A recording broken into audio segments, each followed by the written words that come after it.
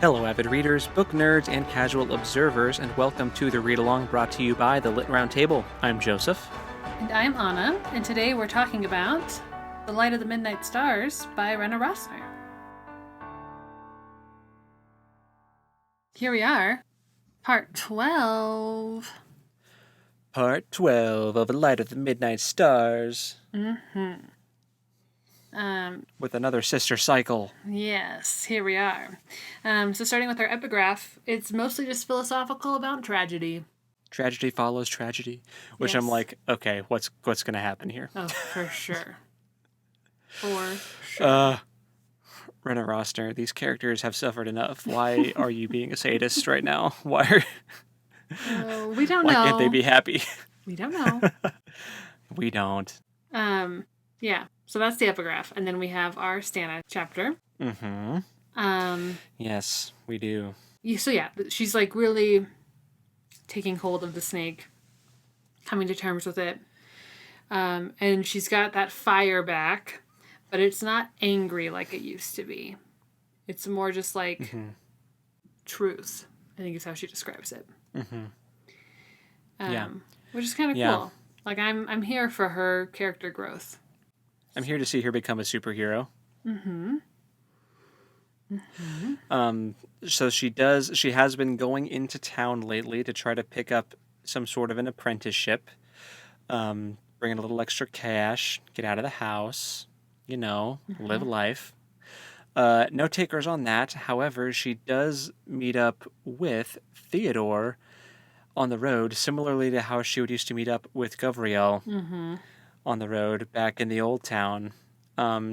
So they do meet up on the road, and Theodore says, "Hey, can you come meet me in the forest later, or like now?" It's like, we'll take you back to your house, and you can tell your parents where you are, so that they'll know you're safe, and then we can go to the forest. I want to talk to you. Okay, sounds good. Yeah.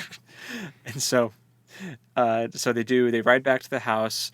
Stana tells Mama and Papa, just like, "Oh, hey guys, oh bye guys." Right. She doesn't while tell she's- them anything about him. She's just like, I'm going to be out in the forest, and they're like, okay. Yeah. Bye. She does make an observation though that I thought was interesting. While like Mom was working on her needlework and Dad's whittling by the hearth, she basically just realizes that this is all that they're like living a dream, like they're pretending. Papa hasn't uttered a prayer in months. Like everyone is being really fake. Yeah. And she just doesn't like it. Fair. Like they're putting up a front. They can't, like they're not even the same people, they can't be the way that they can't light candles in the window anymore. They can't like practice their faith, even though they're in a kingdom that professes that they can. They're in a kingdom that says, "Oh, we have freedom of religion here," but they've been burned before. Oh, I shouldn't have said that. That's literally. One of them was. They've been burned before, so they're like really cautious about it. But Sarah does make that observation that they're living in a dream before leaving. Yeah, I think, they are being really cautious, but I think that they also feel forsaken. And I don't think it's any small thing that Levana, before she slept pizza, sees Father curse God, and then he doesn't talk to God anymore. So I think that while they are being cautious, they're also feeling very lost and abandoned, and because their faith was everything to them. They feel like God has forsaken them, and so there's kind of like a cold shoulder happening. Yeah. Yep. But then Stana leaves, rides off into the forest with Theodore. Yeah, you can pick it up. What happens on a... my note is a kiss and a story. So Theodore kisses her, and she's very... She doesn't react to it. Yeah. Yeah. And then Theodore... Which is a great feeling when you're a guy. or anybody. Yeah. And he's very Yeah. apologetic. He's so sorry. And she's like, no, uh, and I didn't write down what the story was. Do you remember what the story was? You just read this. When Theodore tells her the story. Mm-hmm. Yeah, so basically, Theodore tries to kiss Stana, and Stana's just like, "Ooh, what? Huh?" And Theodore's like, "Yeah, sorry. I just wanted to try to kiss you once before I told you the truth. I've been dishonest with you." Mm. And then her stomach drops. She's expecting the worst. Like, what's he gonna say? And then he says, "I'm going to tell you a story." And so he tells a story about how there was like an upstart in this kingdom. There was like a rebellious faction that wanted to take over the kingdom to give like religious freedom and like rights to people. And the main guy that was leading it was successful, overthrew the old regime, instated himself. He married, I believe he married the princess of the old regime, but she was still pregnant with the old leader's kid, Mm-hmm. but still had the kid anyway. And it was a girl. And then eventually they did also have a son together, the leader who is now the ruler of the area, which is Wallachia. This is the area. And they do have a son together. But it's funny because the daughter likes horseback riding and leading and like military stuff, and the son doesn't really want anything to do with any of that. So they've kind of like flipped roles, and the parents don't really like. Well, okay, specifically the mom does not like that. The mom really wants to marry off the girl for like a political alliance and wants the son to be the heir to the throne that he's meant to be. Mm-hmm. You know how it be in stories like this. Mm-hmm.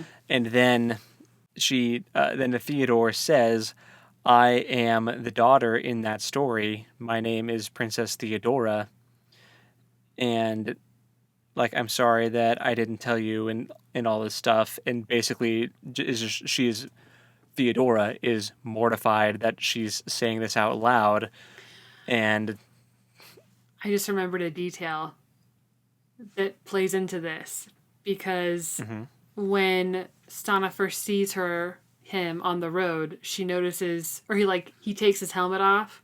She's like, "You cut your hair," yeah. and he's like, "Oh yeah, I did." And then we find out in this reveal that Theodora cut her hair very short to make herself less appealing to the men that her mother was trying to marry her off to. Yeah, because she was going to start officially seeing suitors in the coming weeks, and then she cut off all her hair, hoping that nobody would want to marry a bald princess.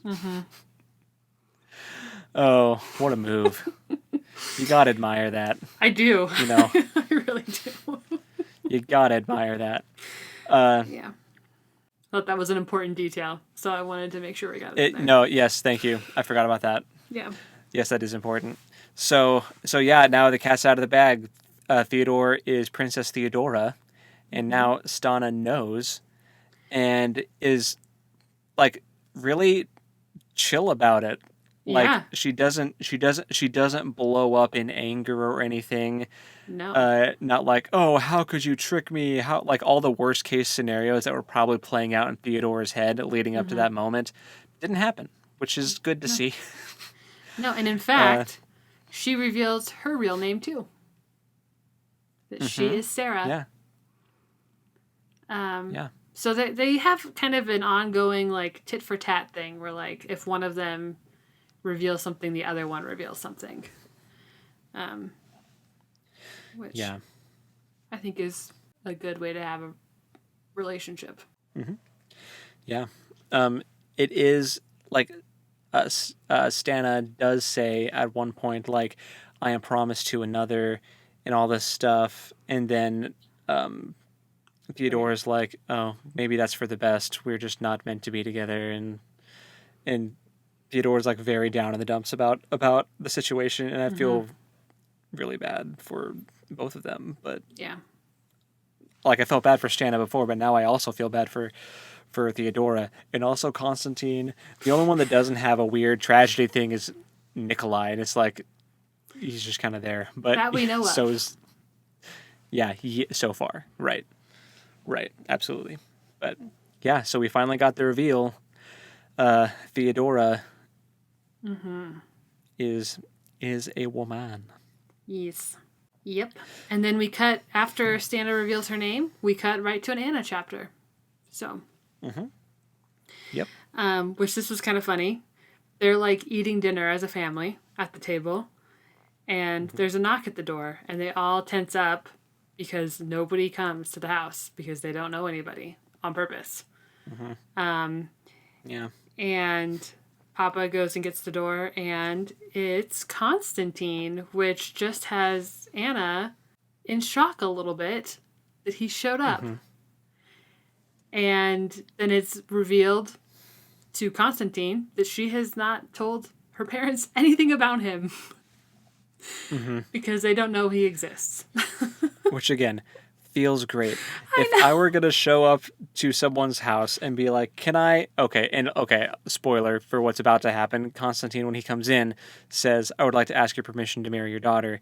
But I just want to say, if I was walking into a house about to ask her parents' permission to marry her, and they don't know who I am, like she's never mentioned me to them, I would bail so hard. I'd be like, just came by to drop off. It's a letter, but I forgot it at home. Bye. And then they'd never see me again. Ghosted. Move towns. Just disappear. Yeah.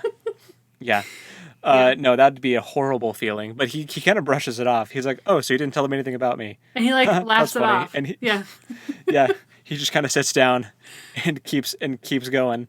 Yeah, because after he asks, they're like, "Well, why don't you sit down and like have dinner with us?"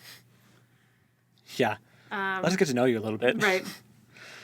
And eventually, Papa gives his blessing. And it's like, okay, if this is what you want, Anna. And she says yes, but I can't tell if she means it or not. I think she does. I think that it's just because even their mom was like a man doesn't look at a woman like that other than like once or maybe twice in her life. And so that was the mom being like, he is really like he's definitely in love with you. You should do it. Like mom is being really supportive. Yeah. I think, well, a lot of the doubt is coming from Anna's own head. Oh, for sure. Because she's like kind of not villainizing her dad, but she's making a lot of assumptions on what he's thinking about the situation. She's like, "Oh, he asked for his name and then he gave his name, and dad's probably thinking that's not a good Jewish name." And well, and she even tells her mother, "He's a goy. He's not Jewish." And then she's reminded, "Oh yeah, Jacob wasn't Jewish either. Look how well that turned out." Yeah. She has a type. She does, but she recognizes. She's like, "Oh gosh, this is a pattern." Yeah. But yeah, a lot of those doubts are coming from her own head about like what her parents think about this. So I think that they're probably actually pretty okay with it. I think that they just want her to be with someone that will keep her safe and not get themselves killed because they don't want their kid to go through that again, which, to be honest, him being in the military doesn't really bode well. I wish he wasn't. Yeah, same. But at least he knows how to fight. But the thing is, he's going to be put in situations where he has to fight. So it's like... Right. I don't like that. I don't like that at all. I hope he doesn't die. I know. I'm getting a little worried about Constantine. But we have no reason to be worried yet. Other than bad things happen. You see, with Jacob, there was a lot of foreshadowing with his mom, you know. Right. And like the black mist whispering the deceits in their ears. But here, there's no black mist yet. So Anna and Constantine are betrothed. Yes. And Constantine is very happy about it. I think Anna is too, and I think her parents are okay with it. I think that Anna is just in her own head about expectations because the last time a guy proposed marriage to her, Dad was like, "Oh, you better go learn the language and study the Torah for 2 years and like all this Right. stuff." And this time, Dad's just like, sure."